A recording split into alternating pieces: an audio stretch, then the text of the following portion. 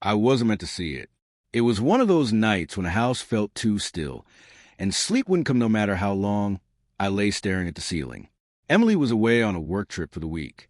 She'd kissed me goodbye at the door, suitcase in hand, promising to call when she got to the hotel. She called, even sent a picture of the room. Bed made, city lights beyond the window, the predictable proof of business travel. Still, that night, restless and aimless, I wandered to my browser and clicked a link I didn't even remember saving. The kind of site married people don't visit. Curiosity beat better judgment. Then my heart dropped. On the screen, lit in soft pink, a woman in lingerie laughed into a camera, flirting with strangers who paid for her attention. At first, I told myself it could be anyone. Makeup, a different hairstyle, but a line of her mouth, the slope of her collarbone, the tiny scar above her right hip from a childhood fall. They were hers. I froze, my hand over the trackpad. Maybe it was a look-alike. Maybe it was old footage. Maybe I was seeing things. Then she leaned close and used that teasing voice she only ever used with me. "Don't be shy, boys. Tell me what you want." I slammed the laptop shut. The sound cut through the empty living room. For a long time, I sat like that in the dark, head in my hands, trying to convince myself I'd misread it. She was supposed to be at a conference hundreds of miles away, tucked into a hotel bed exhausted from meetings. Instead, she was giving herself away on a screen. I didn't call. Not that night. I lay awake until dawn, turning over explanations that felt thinner and thinner, recorded, staged, a mistake, a joke. The chat had referenced a nickname only I'd used years ago. Reading that name typed by some stranger felt like being stabbed. The next day, I forced normalcy. Work, emails, polite smiles, but everything felt unreal. At lunch, driven by a need I couldn't explain, I checked the site again. She was live.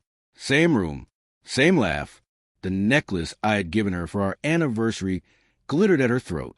I wanted to be sick. I made a fake account, anonymous, hands trembling as I typed the first message into chat. "Does your husband know?"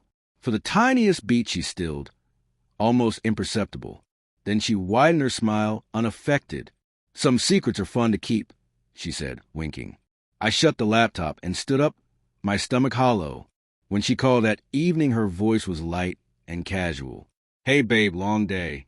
Just finished dinner with the team," she said. I gripped the phone until my knuckles hurt. "I'll be back Friday," she promised. "We'll have a nice weekend." Her tone was full of ordinary affection, and the calm in it made my skin crawl. I wanted proof, something I couldn't dismiss as a trick of loneliness. The following nights turned into a numbing routine. Each time I logged in, I saw more teasing, more whispers that used to be for me alone. The comments rolled like a river, crude, hungry, relentless. It wasn't only the betrayal of her body on display. It was a demolition of intimacy, the selling of private things to anyone who paid. By Thursday night, I couldn't stand it. I wrote, handshaking, "I'm your husband, and I'm watching." Her face changed. The practice mask cracked. For the first time that week, I saw panic. Then the stream went dark. The phone rang 2 minutes later. "Michael," she said, voice small, "please don't overreact. I can explain." Explain. The laugh that came out of me was raw. She'd told me she was at a conference, that she was surrounded by colleagues. Yet every night she was on a screen, talking to strangers. I paced the living room, words tearing out of me. Hadn't she lied to my face? Hadn't she thrown away what was supposed to be ours? Her silence hurt more than any answer. Finally she said, "I just wanted to feel wanted again. You've been distant." It wasn't meant to mean anything, just money, just attention. The confession landed like a weight. "You could have told me," I thought. "You could have said you were lonely. Instead, you turned our private life into a commodity." Her sob over the line was immediate and raw. "I didn't think you'd understand," she said. "You're right," I replied quietly. "I don't." When she returned on Friday, she tried to hug me. I stepped back. The exhaustion around her eyes and the tremor in her hands showed she had dreaded this meeting as much as I had. But the images on my screen had already changed me. Every time I closed my eyes, I saw her laughing at that camera, wearing the necklace I gave her as she performed for others. A decade of us felt like it shattered in a single, slow-motion moment. I packed a bag and left that night. I didn't slam doors or hurl accusations. The anger had burned itself out, leaving only a hollow ash. As I closed the door behind me, the weight of what we built and what she had traded away lay broken at my feet.